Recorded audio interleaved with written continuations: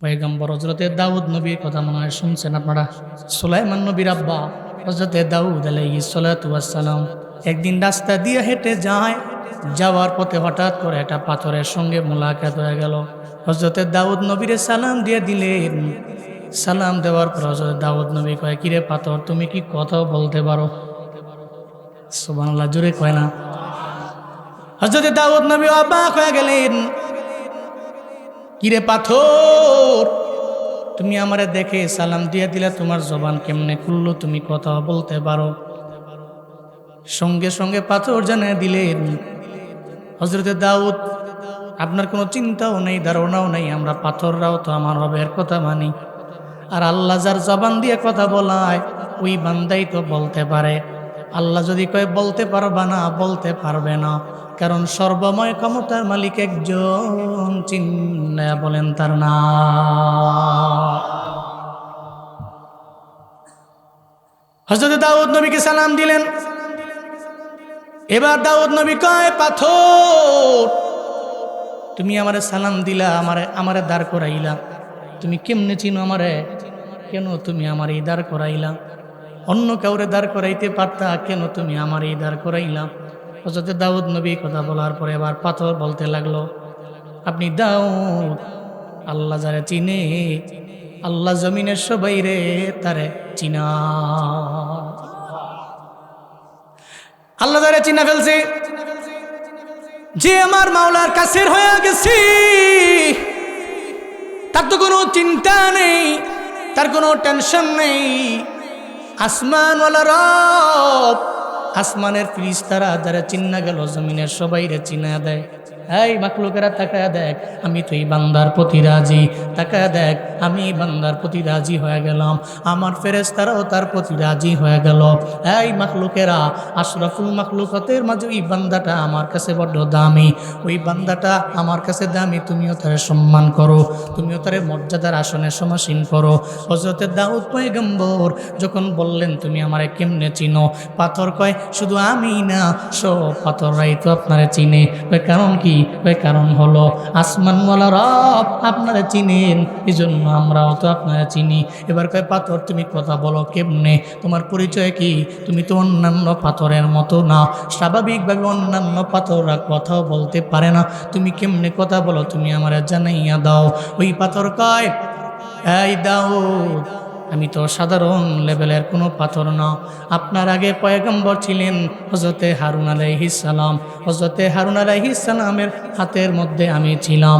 জমিনের যত বড় পরাশক্তি ওনার সামনে আইতো, হাতের মধ্যে পাথর থাকার কারণে জমিনের কোনো পরাশক্তি, কোনো শত্রু তার সঙ্গে পেরে উঠত না। আমি এক পাথরের বরকতে, আমি এক পাথরের পাওয়ারে যত বড় শত্রু হইতো সব পালায়া যাইতে বাধ্য হইতো। চিল্লা পড়া যাবে কি মারহাবা? দাউদ নবী কয়, তোমার এত পাওয়ার, তাইলে এবার আমায় বলো, এখন আমি কি করতে পারি, আমায় বলো। তাইলে আপনার হাতের মধ্যে আমার নিয়ে আপনার সঙ্গে রাখবেন, যখন কোনো ঝামেলায় পড়ে যাবেন, আমি পাথর আপনার সামনে এসে দাঁড়ায়া যাব, কোনো ঝামেলা থাকবে না। কোনো শত্রু যদি আপনার সামনে এসে দাঁড়ায়া যায়, ওই শত্রুর মোকাবেলা করার জন্য আমি পাথর ওই শত্রুর সামনে এসে দাঁড়ায়া যাব। হযরত দাউদ নবী, কেউ বলেন উনি একটা থলের মধ্যে এবার পাথরটাকে নিলেন, আবার কেউ বলেন না, ওই পাথরটাকে থলের মধ্যে না নিয়ে উনি হাতের মধ্যেই নিলেন। পাথরটাকে হাতের মধ্যে নিয়ে হযরত দাউদ নবীর সামনে রওনা। একটু দূরে যাওয়ার পরে আর একটা পাথরের সঙ্গে মোলাকাত হয়ে গেল। বলতে লাগলো, দাউদ, তুমি আমার তোমার সঙ্গে নিয়ে যাও। সালাম যখন দিল, আবার আগের মতোই কাহিনী, এই পাথর তুমি কথা বলতে পারো কেমনে? আমার হাতের মধ্যে একটা পাথর আছে, এই পাথরও কথা বলতে জানে, তুমিও কথা বলতে জানো। বলতে লাগলো, ও পয়গম্বর দাউদ, আপনার চিন্তাও নাই, কোনো ধারণাও নাই, আমি যে পাথর, আমি সাধারণ দুনিয়ার কোনো পাথর না, বরং আপনার আগে পয়গম্বর একজন ছিলেন, পয়গম্বর মূসা আলাইহিস সালাম। ওই মূসা আলাইহিস সালামের হাতের মধ্যে আমি সর্বাবস্থায় ছিলাম। হযরতে মূসা নবী যেখানে যেতেন, কোনো ঝামেলায় পড়ে যেত, কোনো শত্রু যদি ওনার সামনে চলে আসতো, আমি পাথর হয়ে প্রতিরোধ করে তুলতাম। চিল্লায় আওয়াজ করে পড়া যাবে কি সুবহানাল্লাহ? আমি তো পয়গম্বর মূসার হাতের মধ্যে ছিলাম যে পাথর, আমি সেই পাথর, আমি জমিনের স্বাভাবিক লেভেলের কোনো পাথর না। এই জন্য আমি চাই আপনার হাতের মধ্যে আমিও থাকবো। ঝামেলায় পড়ে গেলে জমিনের মধ্যে আমি আপনার হাতের মধ্যে থেকে প্রতিরোধ করে তুলব, শক্ত করে প্রতিরোধ করব। আপনার দুশ্মনের সামনে, আপনার শত্রুর সামনে আমি দাঁড়ায় প্রতিরোধ করে তুলব। হযরত দাউদ নবী পাথরটাও হাতের মধ্যে নিলেন। এরপরে একটু দূর আবার রওনা। একটু দূর যাওয়ার পরে তাকায় দেখে আরেকটা পাথর হযরত দাউদ নবীরে আবার সালাম দিয়ে দিল। আবার পয়গম্বর দাউদ বলতে লাগলেন, এবার তুমি বলো, তুমি কেন আবার আমার সালাম দিলা? আজকে খালি পাথরই আমার সালাম দেয়। হাতের মধ্যে পাথর নিয়ে নিলাম আমি দুইটা। এবার আবার ওই পাথর বলতে লাগলেন, ও পয়গম্বর দাউদ, আপনি আপনার হাতে আমাকে নেন, আমি আপনার সঙ্গে থাকবার চাই। আমি আপনার সঙ্গে থাকলে জমিনের যত বড় শত্রু আপনার সামনে আসবে, জীবনও কোনো দিন নাম আমাদের সঙ্গে পেরে উঠবে না। ভাই তোমারে নিয়ে লাভ কি?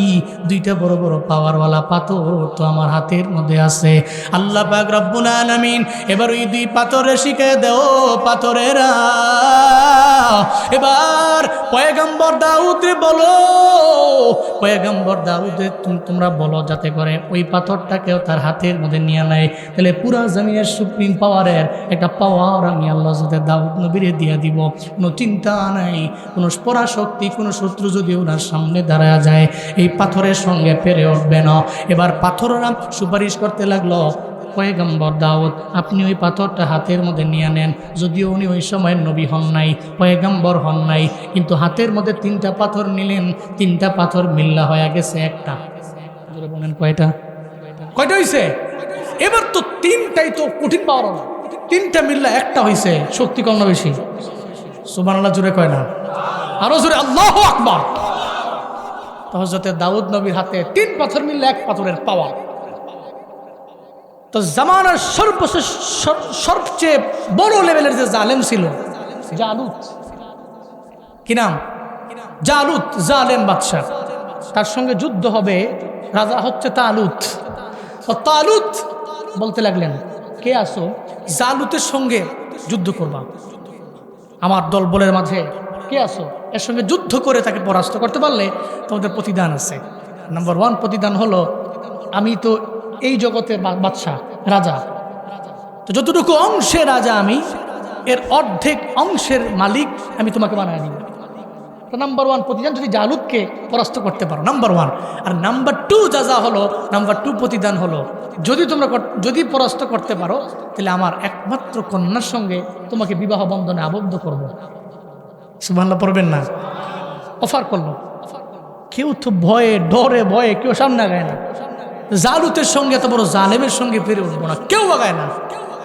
হযরত দাউদ পয়গম্বর আগে গেছে, কারণ উনি জানে তো ওনার হাতে তো পাওয়ার আছে। কিসের পাওয়ার? কিসের পাওয়ার? পাথরের পাওয়ার। আল্লাহ প্রদত্ত সে পাথরের পাওয়ার তো আছে। হযরত দাউদ নবী সঙ্গে সঙ্গে আগে গেলেন। তালুত তুমি যদি বলো তাহলে জালুতের সঙ্গে আমি যাব, জালুতের সঙ্গে আমি যুদ্ধ করব, আমি তার মোকাবেলা করব, আমি তার সামনে গিয়ে দাঁড়াবো। যদি অনুমতি দেন আমি তার সামনে গিয়ে দাঁড়ায় যাব। এটা বলতে দেরি কয় আপনার দ্বারা কেমনে সম্ভব? দেখতেই তো মনে হয় হুজুর মানুষ, মসজিদের মধ্যে ইমামতি করেন, বেতনও তো বেশি পান না, কষ্টে চলেন, আপনার দ্বারা তো এত বড় কাজ করা সম্ভব হবে না। কিন্তু এতটুকু জানে না, হুজুরের যদিও বেতন কম, টাকা কম, হুজুরের যদিও বডিতে পাওয়ার নেই, কিন্তু ইমানের একটা জোর হুজুরের ভিতরে আছে। জমিনের মধ্যে যার ভিতরে ইলমে ইলাহি, সে নূর যার অন্তরের মধ্যে ঢুকে গেছে, তার তো এত পরিমাণে পাওয়ার আছে। শাপলা চত্বরের দিকে তাকাও, শাপলা চত্বরের মধ্যে এই সমস্ত মাদ্রাসার হুজুরেরা, মাদ্রাসার ছাত্ররা কেন ময়দানের মধ্যে গিয়ে রাস্তার মধ্যে কেন গুলি খাইল? জমিন থেকে কেন এরা বিদায় নিয়ে চলে গেল? হুজুরেরা তো সহজে খেপে না। যখন এদের খেপাইয়া দেওয়া হয়, ইমান নিয়ে, ইসলাম নিয়ে, নবী নিয়ে, কোরআন নিয়ে যখন কটূক্তি করা হয়, তখন ডাইল খাওয়া, এত কষ্টে চলা, এত অল্প বেতন পায়, এরপরে হুজুর ওই ময়দান ছাড়া নিজের ঘরের মধ্যে বসে থাকে না, বরং আল্লাহ এবং নবীর কটূক্তিকারীর বিরুদ্ধে ময়দানের মধ্যে নামতে দ্বিধা করে না। কথা বলেন ঠিক কিনা?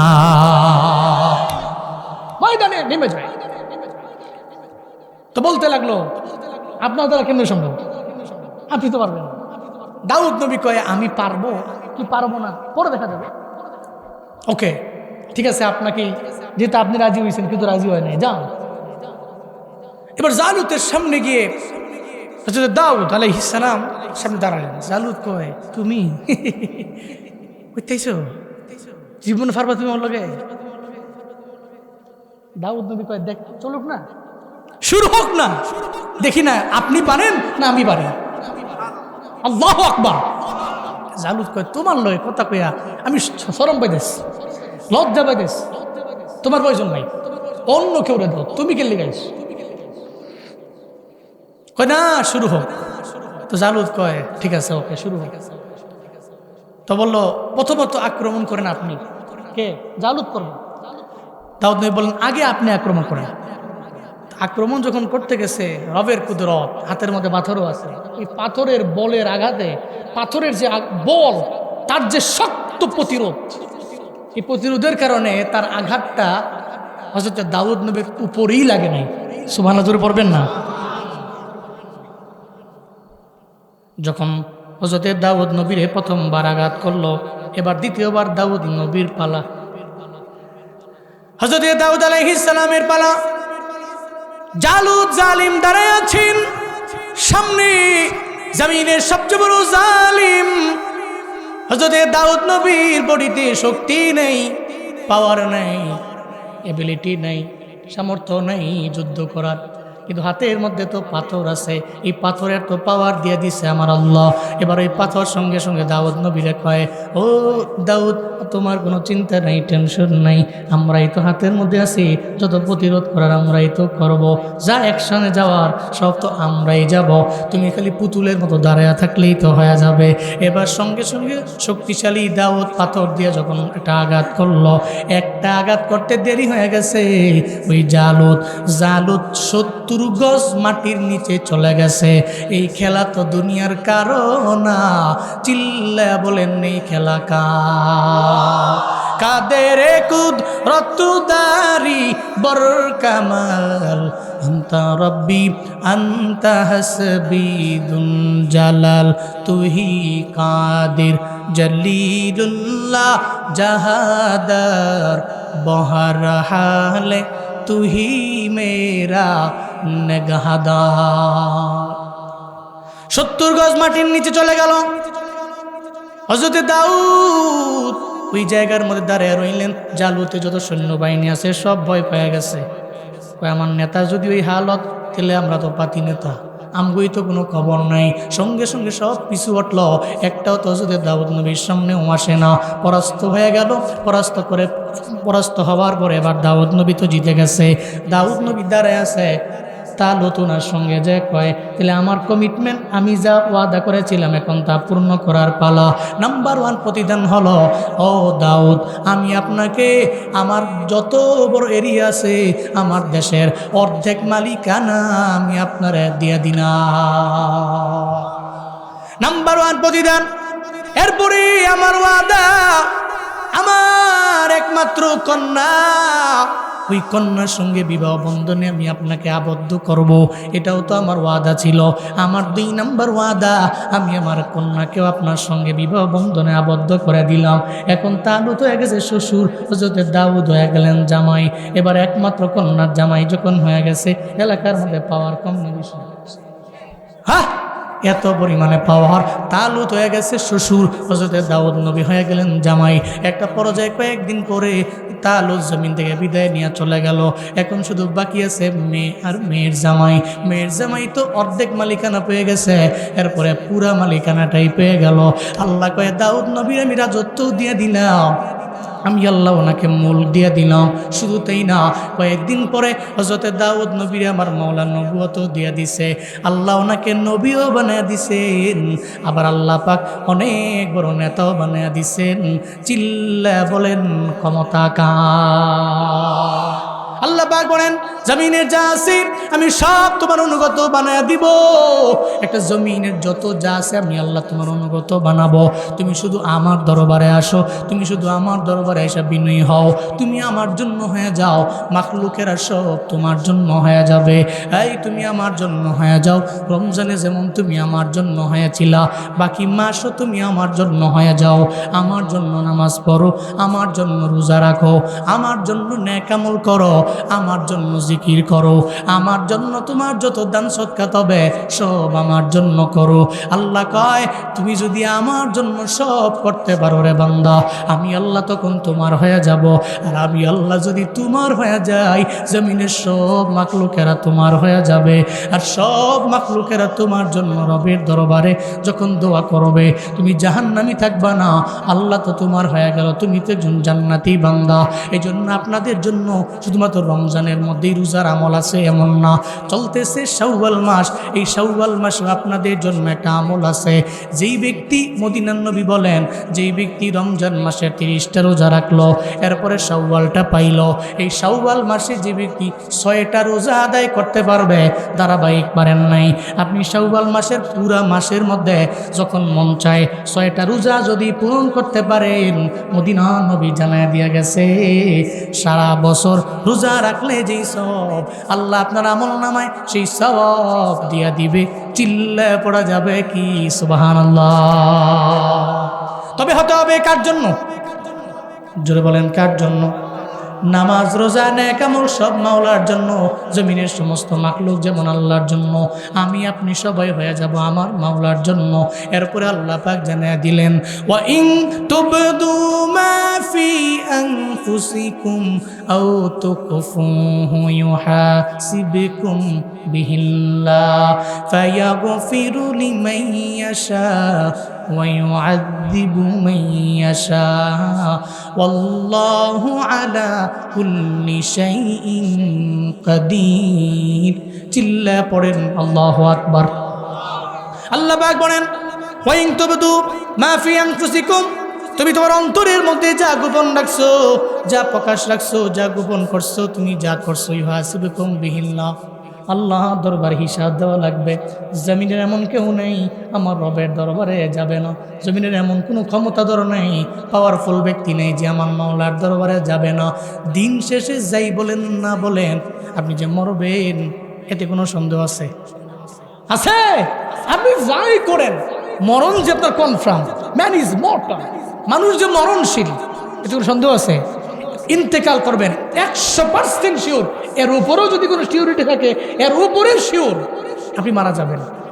মারা গেলেন এখানে শেষ নয়, তো শুরু। কবর তো হচ্ছে ফার্স্ট মঞ্জিল, এটা ফার্স্ট স্টপেজ। আপনি রওনা করছেন, এখান থেকে যাবেন কক্সবাজারে, যাওয়ার পথে কুমিল্লা হোটেল নূরজাহান, হ্যাঁ যারা গেছে সবাই হোটেল নূরজাহান চিনে। উত্তরবঙ্গের সমস্ত বাসগুলো হোটেল নূরজাহানে গিয়ে ব্রেক দেয়, ওখানে গিয়ে বলে 15-20 মিনিট সময় দিলাম, আপনারা এখানে রেস্ট করেন, 15-20 মিনিট হাজত থাকলে পূরণ করেন। হোটেল নূরজাহানের সামনে ব্রেক দেয়, দ্যাট মিনস ওই জায়গায় আপনার ডেস্টিনেশন নয়, আপনার ডেস্টিনেশন হচ্ছে কক্সবাজার, কিন্তু ওখানে গিয়ে আপনার স্টপেজ দিল যে 15-20 মিনিট সময় দিলাম, আপনারা অজু ইস্তেঞ্জা সেরে নামাজ পড়ার থাকলে নামাজ পড়া, এরপরে আবার আপনারা আপনাদের নির্দিষ্ট জায়গার মধ্যে এসে বসে পড়েন। আল্লাহ পাক রব্বুল আলামিন ঠিক তদ্রূপভাবে আপনার তো কবর শেষ না, এই মাত্র শুরু হলো, এটা আখিরাতের প্রথম মঞ্জিল। এরপর আপনি ওখান থেকে উঠলেন, এরপরে গেলেন আপনি হাসরের ময়দানে, মিজানের দাঁড়িপাল্লা তো আছে, আপনার তো আল্লাহর কাছে গিয়ে হিসাব দেওয়া লাগবে। আপনি যত পাওয়ারফুল হন আর যাই হন না কেন, আল্লাহর কাছে হিসাব দেওয়া লাগবে কি লাগবে? সবাই বলেন লাগবে কি লাগবে না? এই জন্য এই চিন্তা করতে হবে, জি এই চিন্তা নিয়ে ঘুরতে হবে। আচ্ছা তাকবীর ব্যবস্থা করতেছি, এই চিন্তা নিয়ে ঘুরতে হবে যে আমি যা পাওয়ারফুল হই, আমি যা ক্ষমতাধর হই, আমি যাই হই না কেন, আল্লাহ তো বলছেন আল্লাহর কাছে অফকোর্স হিসাব দেওয়া লাগবেই লাগবেই লাগবে, এটা কোনো সন্দেহ। এই চিন্তা খালি ঢুকান, এই চিন্তা ঢুকাইলেই কাফি যে আমার তো আল্লাহর কাছে হিসাব দেওয়া লাগবে, আল্লাহর কাছে যাওয়া তো লাগবে, হিসাব তো দেওয়া লাগবে। আইসো একা যাইবা একা, সঙ্গে যাবে কি, সঙ্গে যাবে দুটি নাম আল্লাহর নবী, সঙ্গে যাবে দুটি নাম আল্লাহর নবী। কিছু যাবে না, ওখানে রবের পরিচয় চলে, ধর্মের পরিচয় চলে, খালি চিন্তা নিয়ে ঘোরা লাগবে আমি কি পরিচয়গুলো নিয়ে যেতে পারলাম কিনা, রবের বিচারের কাঠ গড়ায় গিয়ে হিসাব দিতে পারবো কিনা। আল্লাহর দরবারে হিসাব দেওয়ার মতো ক্ষমতা তো আমার নাই।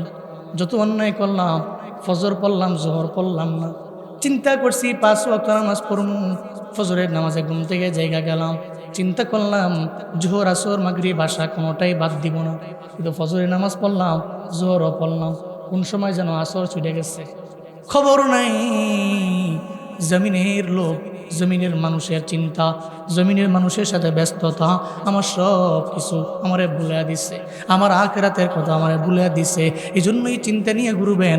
আমার আল্লাহ যদি আমার দরবার থেকে হিসাব নেয়, কোনোভাবেই তো আমি হিসাব দিয়ে আমার মাওলার দরবারে যেতে পারবো না।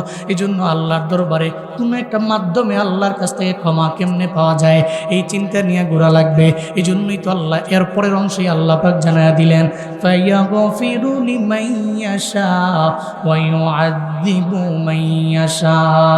আল্লাহ পাক বলেন আমি আল্লাহ তো এমন পাওয়ারওয়ালা রব, আমি আল্লাহ চাইলে যে কোনো বান্দারে আমি আল্লাহ ক্ষমা করতে পারি, আবার আমি আল্লাহ চাইলে আযাবে গ্রেফতার করতে পারি।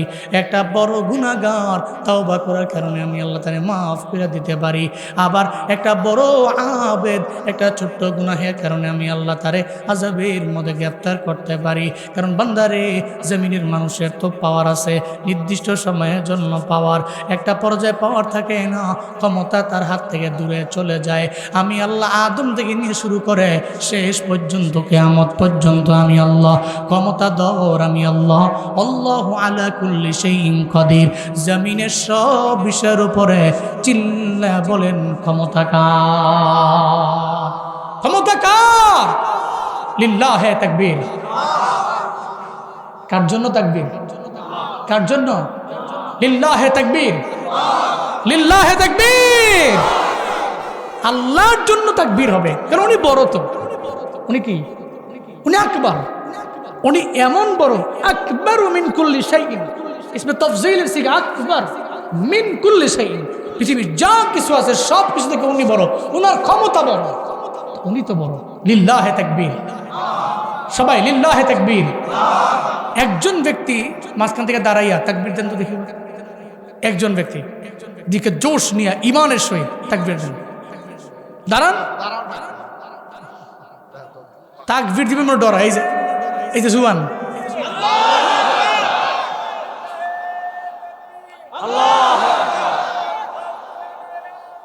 মাশাআল্লাহ, লিল্লাহে তাকবীর। নাস্তিকতা নিপাত যাক, দিন ইসলাম জিন্দাবাদ। নাস্তিকতা নিপাত যাক, দিন ইসলাম জিন্দাবাদ।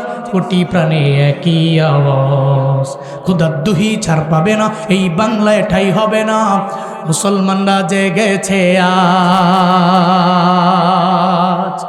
জোর কদমে সামনে চলো, বজ্রকণ্ঠে আওয়াজ তুলো, সবাই মিলে একই তালে দাও না স্লোগান, লিল্লাহে তাকবীর, নারায়ে তাকবীর।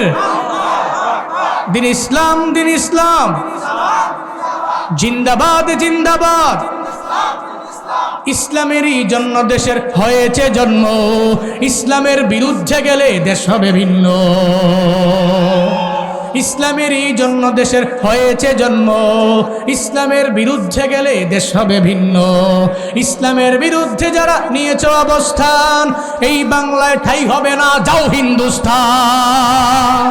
জোর কদমে সামনে চলো, বজ্রকণ্ঠে আওয়াজ তুলো, সবাই মিলে একই তালে দাও না স্লোগান, লিল্লাহে তাকবীর, নারায়ে তাকবীর। দিন ইসলাম, দিন ইসলাম, জিন্দাবাদ, জিন্দাবাদ। মুসলমানের এই দেশেতে নাস্তিকদের ঠাঁই নাই, নাস্তিকদের পক্ষে যারা এদের কোনো রক্ষা নাই। মুসলমানের এই দেশেতে নাস্তিকদের ঠাঁই নাই, নাস্তিকদের পক্ষে যারা এদের কোনো রক্ষা নাই। এই দেশেতে থাকতে হলে কোরআন মানতে হবে, কোরআন না মানবে যারা বিতাড়িত হবে। জোর কদমে সামনে চলো, বজ্রকণ্ঠে আওয়াজ তুলো, সবে মিলে একই তালে দাও না স্লোগান, নারায়ে তাকবীর, লিল্লাহে তাকবীর। দিন ইসলাম, দিন ইসলাম, জিন্দাবাদ, জিন্দাবাদ। আল কোরআনের আলো সংসদে জালো, আল হাদিসের আলো সংসদে জালো, লিল্লাহে তাকবীর, আল্লাহু আকবার। কাকে বড় করলাম? কারে বড় বললাম?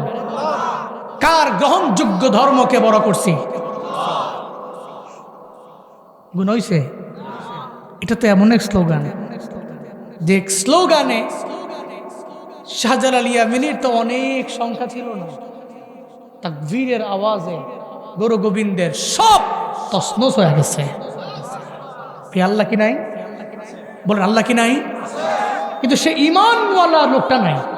আপনি ঈমানটাকে মজবুত করে এখনো আগান, খোদার কসম আপনার এক তাকবীরের আওয়াজে সারা বিশ্বের সমস্ত কুফফারদের অন্তরে এবং মস্তিষ্কে কম্পন সৃষ্টি হয়ে যাবে। ঈমান লাগবে আপনার, সেই ঈমান লাগবে। আর সেই ঈমান মোল্লাদের আছে, ঠিক কিনা বলেন? এই জন্য পৃথিবীর কারো কাছে মাথা নত করে না, মোল্লাদের আছে। আল্লাহ মোল্লাদের হায়াতে বরকত দান করেন। আরো জোরে পড়েন আমিন।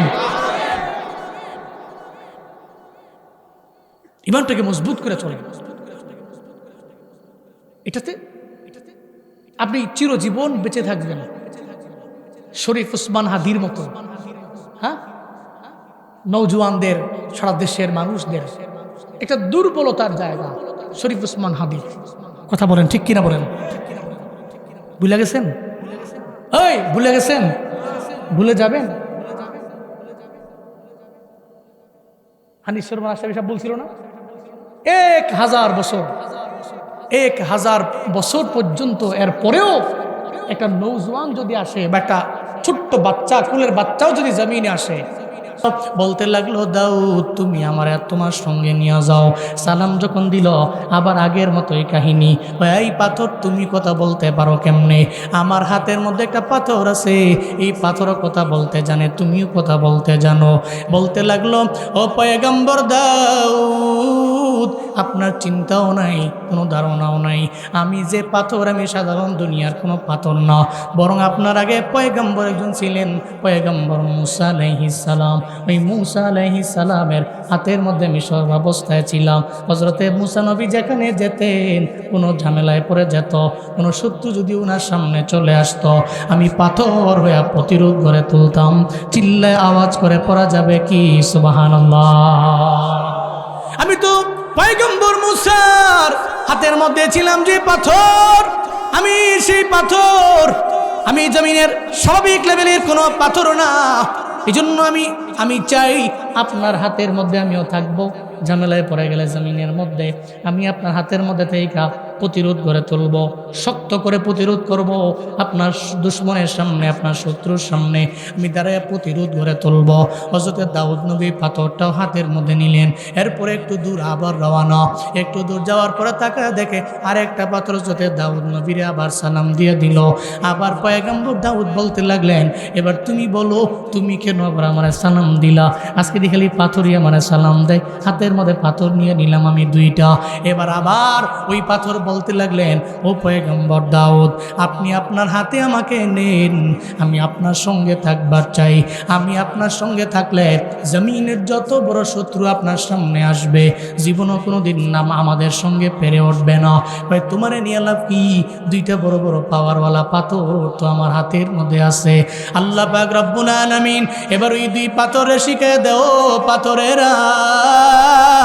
এবার পয়গম্বর দাউদে বলো, পয়গম্বর দাউদে তোমরা বলো যাতে করে ওই পাথরটাকেও তার হাতের মধ্যে নিয়ে নেয়। তাহলে পুরা জমিনের সুপ্রিম পাওয়ারের একটা পাওয়ার আমি আল্লাহ যাতে দাউদ নবীরে দিয়ে দিব। কোনো চিন্তা নাই, কোনো পরাশক্তি, কোনো শত্রু যদি ওনার সামনে দাঁড়ায় যায়, এই পাথরের সঙ্গে পেরে উঠবে না। এবার পাথররা সুপারিশ করতে লাগলো, পয়গম্বর দাউদ আপনি ওই পাথরটা হাতের মধ্যে নিয়ে নেন। যদিও উনি ওই সময় নবী হন নাই, পয়গম্বর হন নাই, কিন্তু হাতের মধ্যে তিনটা পাথর নিলেন, তিনটা পাথর মিল্লা হয়ে গেছে একটা। বলেন কয়টা? কয়টা হয়েছে? এবার তো তিনটাই তো কঠিন পাওয়ার না, তিনটা মিল্লা একটা হয়েছে, শক্তি কম না বেশি? সুবহানাল্লাহ জোরে কয় না? আরো জোরে আল্লাহু আকবার। তো হযরত দাউদ নবীর হাতে তিন পাথর মিললে এক পাথরের পাওয়ার। তো জামানার সবচেয়ে বড় লেভেলের যে জালেম ছিল জালুত, কি নাম? জালুত, জালেম বাদশা। তার সঙ্গে যুদ্ধ হবে, রাজা হচ্ছে তালুত। ও তালুত বলতে লাগলেন, কে আসো জালুতের সঙ্গে যুদ্ধ করবা? আমার দল বলের মাঝে কে আসো? এর সঙ্গে যুদ্ধ করে তাকে পরাস্ত করতে পারলে তোমাদের প্রতিদান আছে। নাম্বার 1 প্রতিদান হলো, আমি তো এই জগতের বাদশাহ, রাজা, তো যতটুকু অংশে রাজা আমি, এর অর্ধেক অংশের মালিক আমি তোমাকে বানায় দিব। তো নাম্বার 1 প্রতিদান, যদি জালুতকে পরাস্ত করতে পারো, নাম্বার 1। আর নাম্বার 2 যা হলো, নাম্বার 2 প্রতিদান হলো, যদি পরাস্ত করতে পারো তাহলে আমার একমাত্র কন্যার সঙ্গে তোমাকে বিবাহ বন্ধনে আবদ্ধ করব। সুবহানাল্লাহ পড়বেন না? অফার করলো। কেউ তো ভয়ে ডরে ভয়ে কেউ সামনে আগায় না। জালুতের সঙ্গে এত বড় জালেমের সঙ্গে পেরে উঠবো না, কেউ আগায় না। হযরত দাউদ পয়গম্বর আগে গেছে, কারণ উনি জানে তো ওনার হাতে তো পাওয়ার আছে। কিসের পাওয়ার? কিসের পাওয়ার? পাথরের পাওয়ার। আল্লাহ প্রদত্ত সে পাথরের পাওয়ার তো আছে। হযরত দাউদ নবী সঙ্গে সঙ্গে আগে গেলেন। তালুত তুমি যদি বলো তাহলে জালুতের সঙ্গে আমি যাব, জালুতের সঙ্গে আমি যুদ্ধ করব, আমি তার মোকাবেলা করব, আমি তার সামনে গিয়ে দাঁড়াবো। যদি অনুমতি দেন আমি তার সামনে গিয়ে দাঁড়ায় যাব। এটা বলতে দেরি কয় আপনার দ্বারা কেমনে সম্ভব? দেখতেই তো মনে হয় হুজুর মানুষ, মসজিদের মধ্যে ইমামতি করেন, বেতনও তো বেশি পান না, কষ্টে চলেন, আপনার দ্বারা তো এত বড় কাজ করা সম্ভব হবে না। কিন্তু এতটুকু জানে না, হুজুরের যদিও বেতন কম, টাকা কম, হুজুরের যদিও বডিতে পাওয়ার নেই, কিন্তু ইমানের একটা জোর হুজুরের ভিতরে আছে। জমিনের মধ্যে যার ভিতরে ইলমে ইলাহি, সে নূর যার অন্তরের মধ্যে ঢুকে গেছে, তার তো এত পরিমাণে পাওয়ার আছে। শাপলা চত্বরের দিকে তাকাও, শাপলা চত্বরের মধ্যে এই সমস্ত মাদ্রাসার হুজুরেরা, মাদ্রাসার ছাত্ররা কেন ময়দানের মধ্যে গিয়ে রাস্তার মধ্যে কেন গুলি খাইল? জমিন থেকে কেন এরা বিদায় নিয়ে চলে গেল? ওই হুজুরেরা তো সহজে খেপে না। যখন এদের খেপাইয়া দেওয়া হয়, ইমান নিয়ে, ইসলাম নিয়ে, নবী নিয়ে, কোরআন নিয়ে যখন কটূক্তি করা হয়, তখন ডাইল খাওয়া, এত কষ্টে চলা, এত অল্প বেতন পায়, এরপরে হুজুর ওই ময়দান ছাড়া নিজের ঘরের মধ্যে বসে থাকে না, বরং আল্লাহ এবং নবীর কটূক্তিকারীর বিরুদ্ধে ময়দানের মধ্যে নামতে দ্বিধা করে না। কথা বলেন ঠিক কিনা? ময়দানে নেমে যায়। তো বলতে লাগলো, আপনার দ্বারা কেমন সম্ভব? আপনি তো পারবেন না। দাউদ নবী কয়ে, আমি পারবো কি পারবো না পরে দেখা যাবে। ওকে ঠিক আছে, আপনাকে যেহেতু আপনি রাজি হয়েছেন, কিন্তু রাজি হয় নাই, যান।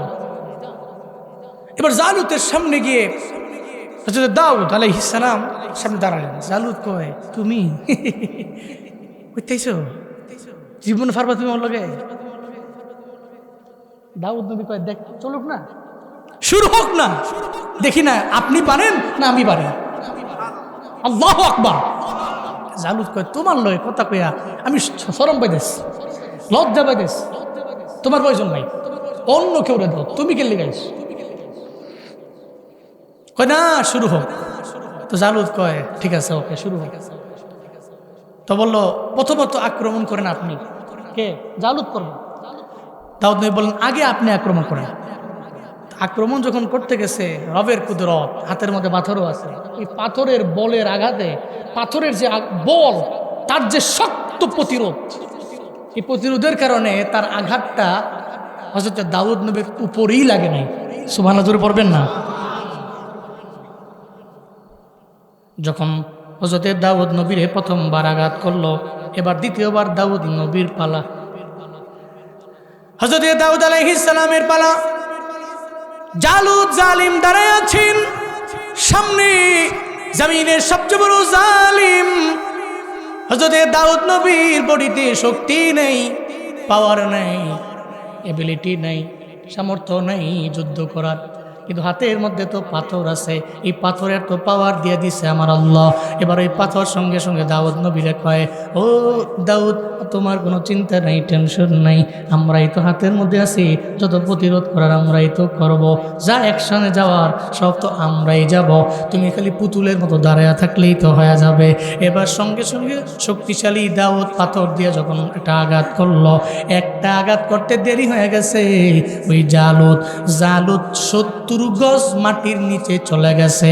এই খেলা তো দুনিয়ার কারো না, চিল্লা বলেন এই খেলা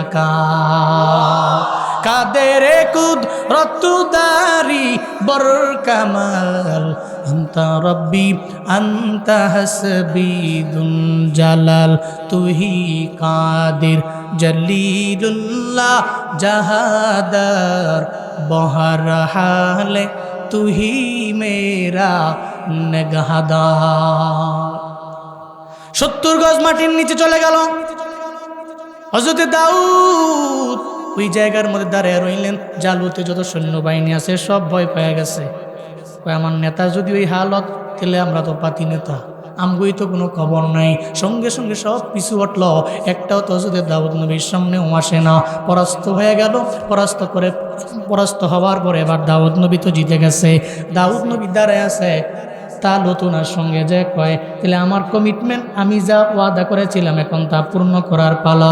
নাম্বার 1 প্রতিদান হলো, ও দাউদ আমি আপনাকে আমার যত বড় এরিয়া আছে, আমার দেশের অর্ধেক মালিকানা আমি আপনারে দিয়ে দিলাম। নাম্বার 1 প্রতিদান। এরপরে আমার ওয়াদা, আমার একমাত্র কন্যা, ওই কন্যার সঙ্গে বিবাহ বন্ধনে আমি আপনাকে আবদ্ধ করব, এটাও তো আমার ওয়াদা ছিল। আমার 2 নম্বর ওয়াদা, আমি আমার কন্যাকেও আপনার সঙ্গে বিবাহ বন্ধনে আবদ্ধ করে দিলাম। এখন তালুত হয়ে গেছে শ্বশুর, হযরত দাউদ হয়ে গেলেন জামাই। এবার একমাত্র কন্যার জামাই যখন হয়ে গেছে, এলাকার মধ্যে পাওয়ার কম না বেশি? হ্যাঁ, এত পরিমাণে পাওয়ার। তালুত হয়ে গেছে শ্বশুর, হযরত দাউদ নবী হয়ে গেলেন জামাই। একটা পর্যায়ে কয়েকদিন পরে তালুত জমিন থেকে বিদায় নিয়ে চলে গেল। এখন শুধু বাকি আছে মেয়ে আর মেয়ের জামাই। মেয়ের জামাই তো অর্ধেক মালিকানা পেয়ে গেছে, এরপরে পুরা মালিকানাটাই পেয়ে গেল। আল্লাহ কয়ে দাউদ নবীর আমি রাজত্ব দিয়ে দিলাম, আমি আল্লাহ ওনাকে মূল দিয়ে দিলাম। শুধু তাই না, কয়েকদিন পরে হযরত দাউদ নবীর আমার মাওলা নবুয়তও দিয়ে দিছে। আল্লাহ ওনাকে নবীও বানিয়ে দিছেন, আবার আল্লাহ পাক অনেক বড় নেতাও বানিয়ে দিছেন। চিল্লা বলেন ক্ষমতা কার? আল্লাহ পাক বলেন, জমিনের যা আছে আমি সব তোমার অনুগত বানায় দিব। একটা জমিনের যত যা আছে আমি আল্লাহ তোমার অনুগত বানাবো। তুমি শুধু আমার দরবারে আসো, তুমি শুধু আমার দরবারে এসে বিনয়ী হও, তুমি আমার জন্য হয়ে যাও, মাখলুকেরা সব তোমার জন্য হয়ে যাবে। এই তুমি আমার জন্য হয়ে যাও। রমজানে যেমন তুমি আমার জন্য হয়েছিলা, বাকি মাসও তুমি আমার জন্য হয়ে যাও। আমার জন্য নামাজ পড়ো, আমার জন্য রোজা রাখো, আমার জন্য নেক আমল করো, আমার জন্য জিকির করো, আমার আমার জন্য তোমার যত দান সৎকাত হবে সব আমার জন্য করো। আল্লাহ কয় তুমি যদি আমার জন্য সব করতে পারো রে বান্দা, আমি আল্লাহ তখন তোমার হয়ে যাব। আর আমি আল্লাহ যদি তোমার হয়ে যাই, জমিনের সব মাখলুকেরা তোমার হয়ে যাবে। আর সব মাখলুকেরা তোমার জন্য রবের দরবারে যখন দোয়া করবে, তুমি জাহান্নামী থাকবা না, আল্লাহ তো তোমার হয়ে গেল, তুমি তো একজন জান্নাতি বান্দা। এই জন্য আপনাদের জন্য শুধুমাত্র রমজানের মধ্যেই রোজার আমল আছে এমন না, চলতেছে শাওয়াল মাস, এই শাওয়াল মাসে আপনাদের জন্য একটা আমল আছে। যেই ব্যক্তি, মদিনার নবী বলেন, যেই ব্যক্তি রমজান মাসে 30টা রোজা রাখলো, এরপরে শাওয়ালটা পাইল, এই শাওয়াল মাসে যে ব্যক্তি 6টা রোজা আদায় করতে পারবে, ধারাবাহিক পারেন নাই, আপনি শাওয়াল মাসের পুরা মাসের মধ্যে যখন মন চায় 6টা রোজা যদি পূরণ করতে পারেন, মদিনার নবী জানায় দিয়া গেছে সারা বছর রোজা রাখলে যেই সওয়াব আল্লাহ আপনার আমল নামায় সেই সওয়াব দিয়া দিবে। চিল্লা পড়া যাবে কি সুবহানাল্লাহ। তবে হতে হবে কার জন্য? জোরে বলেন কার জন্য? নামাজ, রোজা, নেক আমল সব মাওলার জন্য। জমিনের সমস্ত মাখলুক যেমন আল্লাহর জন্য, আমি আপনি সবাই হয়ে যাব আমার মাওলার জন্য। এরপরে আল্লাহ পাক জানিয়ে দিলেন, ওয়া ইন তুবদু মা ফি আনফুসিকুম আও তুকফুহু ইউহাসিবকুম বিহিল্লাহ ফায়াগফিরু লিমান ইয়াশা ويعذب من يشاء والله على كل شيء قدير। চিল্লা পড়েন আল্লাহু আকবার। আল্লাহ পাক বলেন, ওয়া ইন তুবদু মা ফি আনফুসিকুম, তুমি তোমার অন্তরের মধ্যে যা গোপন রাখছো, যা প্রকাশ রাখছো, যা গোপন করছো, তুমি যা করছো, ইউহাসিবকুম বিহিল্লাহ, আল্লাহ দরবারে হিসাব দেওয়া লাগবে। জমিনের এমন কেউ নেই আমার রবের দরবারে যাবে না, জমিনের এমন কোনো ক্ষমতাধর নেই, পাওয়ারফুল ব্যক্তি নেই যে আমার মাওলার দরবারে যাবে না। দিন শেষে যাই বলেন না বলেন, আপনি যে মরবেন এতে কোনো সন্দেহ আছে? আছে? আপনি যাই করেন, মরণ যে আপনার কনফার্ম, ম্যান ইজ মর্টাল, মানুষ যে মরণশীল এতে কোনো সন্দেহ আছে? ইন্তেকাল করবেন 100% শিওর, এর উপরেও যদি কোনো সিউরিটি থাকে, এর উপরে শিওর আপনি মারা যাবেন। মারা গেলেন এখানে শেষ নয়, তো শুরু। কবর তো হচ্ছে ফার্স্ট মঞ্জিল, এটা ফার্স্ট স্টপেজ। আপনি রওনা করছেন, এখান থেকে যাবেন কক্সবাজারে, যাওয়ার পথে কুমিল্লা হোটেল নূরজাহান, হ্যাঁ যারা গেছে সবাই হোটেল নূরজাহান চিনে। উত্তরবঙ্গের সমস্ত বাসগুলো হোটেল নূরজাহানে গিয়ে ব্রেক দেয়, ওখানে গিয়ে বলে 15-20 মিনিট সময় দিলাম, আপনারা এখানে রেস্ট করেন, 15-20 মিনিট হাজত থাকলে পূরণ করেন। হোটেল নূরজাহানের সামনে ব্রেক দেয়, দ্যাট মিনস ওই জায়গায় আপনার ডেস্টিনেশন নয়, আপনার ডেস্টিনেশন হচ্ছে কক্সবাজার, কিন্তু ওখানে গিয়ে আপনার স্টপেজ দিল যে 15-20 মিনিট সময় দিলাম, আপনারা অজু ইস্তেঞ্জা সেরে নামাজ পড়ার থাকলে নামাজ পড়া, এরপরে আবার আপনারা আপনাদের নির্দিষ্ট জায়গার মধ্যে এসে বসে পড়েন। আল্লাহ পাক রব্বুল আলামিন ঠিক তদ্রূপভাবে, আপনার তো কবর শেষ না, এই মাত্র শুরু হলো, এটা আখিরাতের প্রথম মঞ্জিল।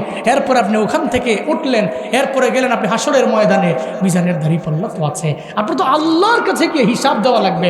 আপনি যত পাওয়ারফুল হন আর যাই হন না কেন, আল্লাহর কাছে হিসাব দেওয়া লাগবে কি লাগবে? সবাই বলেন লাগবে কি লাগবে না? এই জন্য এই চিন্তা করতে হবে, জি এই চিন্তা নিয়ে ঘুরতে হবে। আচ্ছা তাকবীর ব্যবস্থা করতেছি, এই চিন্তা নিয়ে ঘুরতে হবে যে আমি যা পাওয়ারফুল হই, আমি যা ক্ষমতাধর হই, আমি যাই হই না কেন,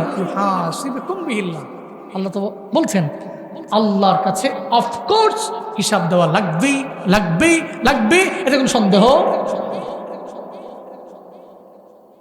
এই চিন্তা খালি ঢুকান, এই চিন্তা ঢুকাইলি কাফি, যে আমার তো আল্লাহর কাছে হিসাব দেওয়া লাগবে, আল্লাহর কাছে যাওয়া তো লাগবে, হিসাব তো দেওয়া লাগবে। আইসো একা যাইবা একা, সঙ্গে যাবে কি? সঙ্গে যাবে দুটি নাম আল্লাহর নবী, সঙ্গে যাবে দুটি নাম আল্লাহর নবী। কিছু যাবে না, ওখানে রবের পরিচয় চলে, ধর্মের পরিচয় চলে, খালি চিন্তা নিয়ে ঘোরা লাগবে আমি কি পরিচয়গুলো নিয়ে যেতে পারলাম কিনা, রবের বিচারের কাঠ গড়ায় গিয়ে হিসাব দিতে পারবো কিনা। আল্লাহর দরবারে হিসাব দেওয়ার মতো ক্ষমতা তো আমার নাই। যত অন্যায় করলাম, ফজর পড়লাম, জোহর পড়লাম না, চিন্তা করছি 5 ওয়াক্ত নামাজ পড়মু, ফজরের নামাজে ঘুম থেকে জায়গা গেলাম, চিন্তা করলাম জোহর আসর মাগরিব আশা কোনোটাই বাদ দিব না, কিন্তু ফজরের নামাজ পড়লাম, জোহরও পড়লাম, কোন সময় যেন আসর ছুটে গেছে, খবর নাই। জমিনের লোক, জমিনের মানুষের চিন্তা, জমিনের মানুষের সাথে ব্যস্ততা আমার সব কিছু আমারে ভুলিয়া দিছে, আমার আখিরাতের কথা আমারে ভুলিয়া দিছে। এই জন্যই চিন্তা নিয়ে ঘুরবেন, আমার আল্লাহ যদি আমার দরবার থেকে হিসাব নেয়, কোনোভাবেই তো আমি হিসাব দিয়ে আমার মাওলার দরবারে যেতে পারবো না। এই জন্য আল্লাহর দরবারে কোনো একটা মাধ্যমে আল্লাহর কাছ থেকে ক্ষমা কেমনে পাওয়া যায়, এই চিন্তা নিয়ে ঘোরা লাগবে। এই জন্যই তো আল্লাহ এরপরের অংশেই আল্লাহ পাক জানায়া দিলেন, ফায়াগফিরু লিমান ইয়াশা ওয়া ইউআযযিবু মান ইয়াশা। আল্লাহ পাক বলেন, আমি আল্লাহ তো এমন পাওয়ারওয়ালা রব, আমি আল্লাহ চাইলে যে কোনো বান্দারে আমি আল্লাহ ক্ষমা করতে পারি, আবার আমি আল্লাহ চাইলে আযাবে গ্রেফতার করতে পারি।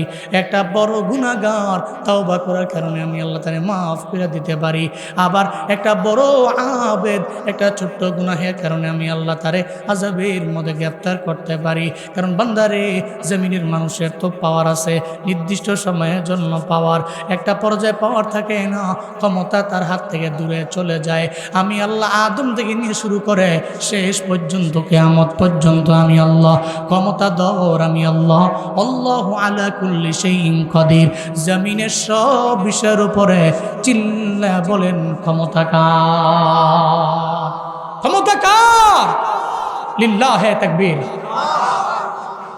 কার জন্য তাকবীর? কার জন্য? লিল্লাহে তাকবীর, লিল্লাহে তাকবীর।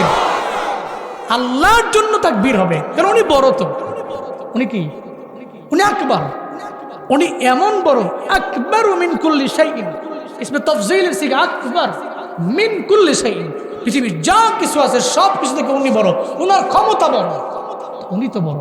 লিল্লাহে তাকবীর। সবাই লিল্লাহে তাকবীর। একজন ব্যক্তি মাঝখান থেকে দাঁড়াইয়া তাকবীর দেন তো দেখি। একজন ব্যক্তি দিকে জোশ নিয়ে ইমানের সহিত তাকবীর দেন। দাঁড়ান, তাকবীর দিবেন ডর। এই যে জুয়ান,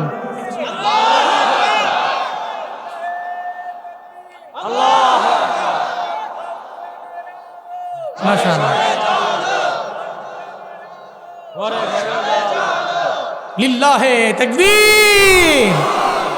নাস্তিকতা নিপাত যাক, দিন ইসলাম জিন্দাবাদ। নাস্তিকতা নিপাত যাক, দিন ইসলাম জিন্দাবাদ। কোটি প্রাণে একই আওয়াজ, খোদার দুহি ছাড় পাবে না, এই বাংলায় ঠাই হবে না। মুসলমানরা জেগেছে আজ, জোর কদমে সামনে চলো, বজ্রকণ্ঠে আওয়াজ তুলো, সবাই মিলে একই তালে দাও না স্লোগান। লিল্লাহে তাকবীর, নারায়ে তাকবীর। দিন ইসলাম, দিন ইসলাম জিন্দাবাদ, জিন্দাবাদ। ইসলামেরই জন্য দেশের হয়েছে জন্ম, ইসলামের বিরুদ্ধে গেলে দেশ হবে ভিন্ন। ইসলামেরই জন্য দেশের হয়েছে জন্ম, ইসলামের বিরুদ্ধে গেলে দেশ হবে ভিন্ন। ইসলামের বিরুদ্ধে যারা নিয়েছ অবস্থান, এই বাংলায় ঠাই হবে না, যাও হিন্দুস্তান। জোর কদমে সামনে চলো, বজ্রকণ্ঠে আওয়াজ তুলো, সবাই মিলে একই তালে দাও না স্লোগান। লিল্লাহে তাকবীর, নারায়ে তাকবীর। দিন ইসলাম, দিন ইসলাম জিন্দাবাদ, জিন্দাবাদ। মুসলমানের এই দেশেতে নাস্তিকদের ঠাঁই নাই, নাস্তিকদের পক্ষে যারা এদের কোনো রক্ষা নাই। মুসলমানের এই দেশেতে নাস্তিকদের ঠাঁই নাই, নাস্তিকদের পক্ষে যারা এদের কোনো রক্ষা নাই। এই দেশেতে থাকতে হলে কোরআন মানতে হবে, কোরআন না মানবে যারা বিতাড়িত হবে। জোর কদমে সামনে চলো, বজ্রকণ্ঠে আওয়াজ তুলো, সবাই মিলে একই তালে দাও না স্লোগান। নারায়ে তাকবীর, লিল্লাহে তাকবীর।